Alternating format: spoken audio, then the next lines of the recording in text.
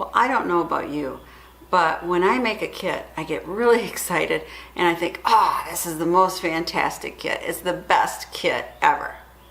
And then I start using it and I see some other products, whatever, and I think, I could make this kit better. Well, recently I was at the range and somebody got some metal that came back from Target, got them right here, and they needed a antiseptic wipe and a Band-Aid. So I ran out to the car and got my kit. Well, it was kind of embarrassing because when I opened it up, kind of everything went out and I had problems finding what I wanted. And I thought, you know what? I can make this a lot better. So here's my new revised car first aid kit. I guess it's my car first aid kit 2.0. So here's the bag. As you can see, I have a little Red Cross patch to indicate it's first aid. On the outside here, I have a UV glow stick. And this is nice because I keep this in my back seat, so at night if it's dark, this glows and I can easily find the bag. Right here is a pen light. And you can see here it has pupil widths. And this is great if someone's had a head injury, shining into their eyes, seeing if they track, and seeing if their pupils are enlarging or if they've blown a pupil. So I keep this right on the outside. And then over here is a black marker. And that's good for indicating if for some rare reason you ever had to use a tourniquet, then you can write down the time that you applied the tourniquet. And of course you can take other notes with it too. And on the other side, okay, this is what I loved about my bag. And this is still the original bag, but I've kind of changed the organization. But I love this about my bag because with a molly, I attach this.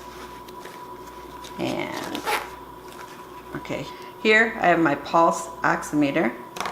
But what really important is I have first aid, survival, and CPR. And it has a whole bunch of information, nice tabs to find something. If you want CPR, I mean, you go right here. It's really good for finding something quick. And I'm not a medical professional, so it's nice to have some kind of resource available in case something happens. So put that back.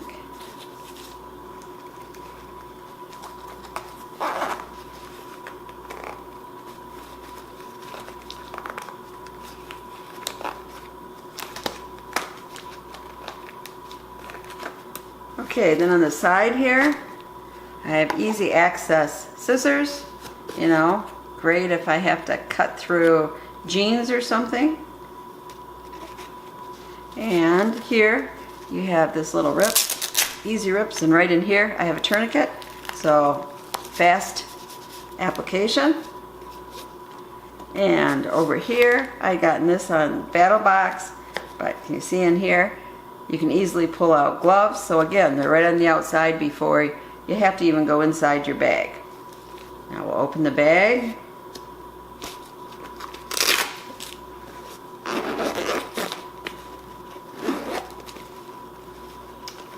And as I'm opening it, you'll notice right here at the top, this is what, you know, most people call your boo-boo kit. It has Band-Aids, moleskin. I use that for blisters because I easily get blisters when I'm walking. And Neosporin. So it's right at the top, easy to grab, and let's admit it, this is the most often thing used in the bag.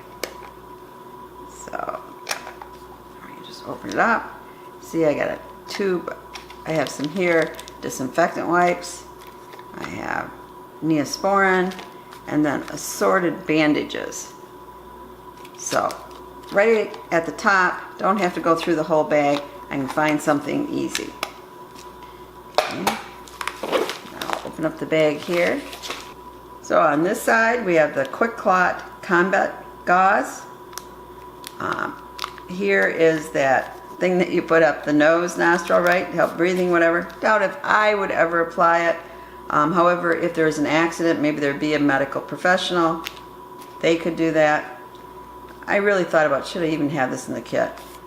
And then duct tape, because that has a variety of functions. Again, gloves, and then I'll get out what's behind here. So, right in the rain booklet. And then, okay, we have a bunch of bandages and gauzes. Here's the gauze pad for 3x3 and various gauze sponge. Really helpful in a bleeding type of instance. And over here I have a package of 2 Halo chest seals. And like I said, I do take this bag to the range, so something could happen. And if it went in and out of the person, then you might need 2 seals. So I always have that available. Again, I think I'll never ever use it. Well, I hope I'll never ever use it. Okay, on this side, I have a little razor saw and tweezers.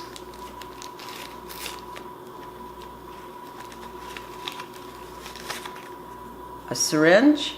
This is helpful for irrigating a wound. And this is betadine and lavender oil.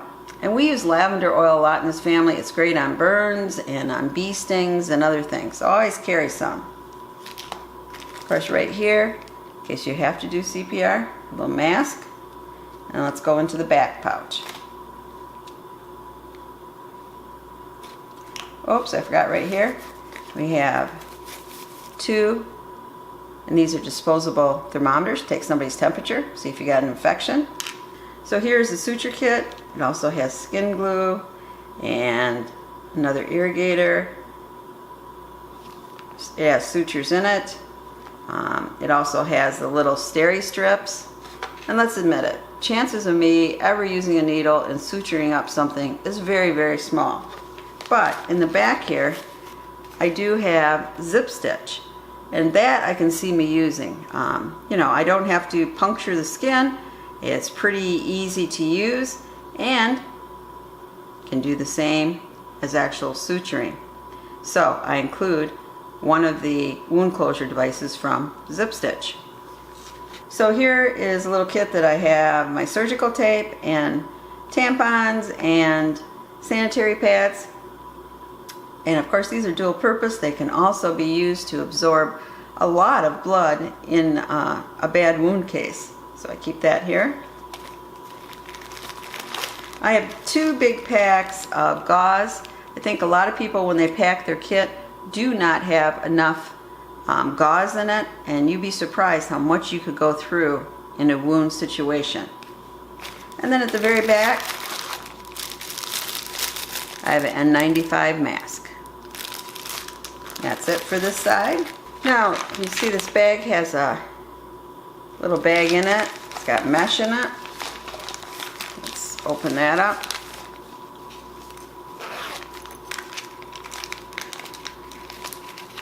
Okay, here, just pills.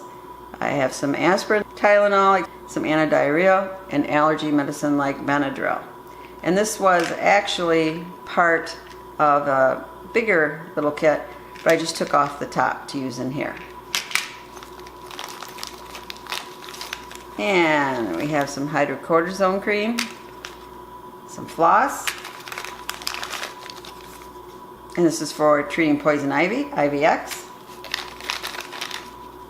Some vet wrap, which yes is for animals, but it can also be used on people. Really great if you got a sprained ankle or something. Some Sporicin disinfectant towelette. Okay, this kind of is part of a boo-boo kit too. Splinter out in case you get a splinter. This works great. And lastly, something I don't see in kits. You know, these come in a 3-pack from the dollar store. So, right, they're worth 33 cents a piece. But there's 10 sheets in here. They're antibacterial wet wipes. And you know, depending on what you're treating, let's say there's been a bicycle accident. Somebody might have a lot of gravel and dirt and everything all over their knee, and you want to treat a wound. Well, these wipes are great for cleaning it off so you can actually get to the wound. And I don't see something like this in most kits, but I think it's a great thing to include. So I'll just pack this up, but that's everything in this kit. So here's my kit, all packed up again, ready to go in the car. Well, I hope you enjoyed my new car first aid kit. If you have some suggestions how I could make it even better, please comment below. Do you keep a first aid kit in your car? Is it mainly just a boo-boo kit, or is it a more complete kit? Comment down below. As always, thank you so much for watching my videos and subscribing. So please share the knowledge and thumbs up if you like this video. Thank you.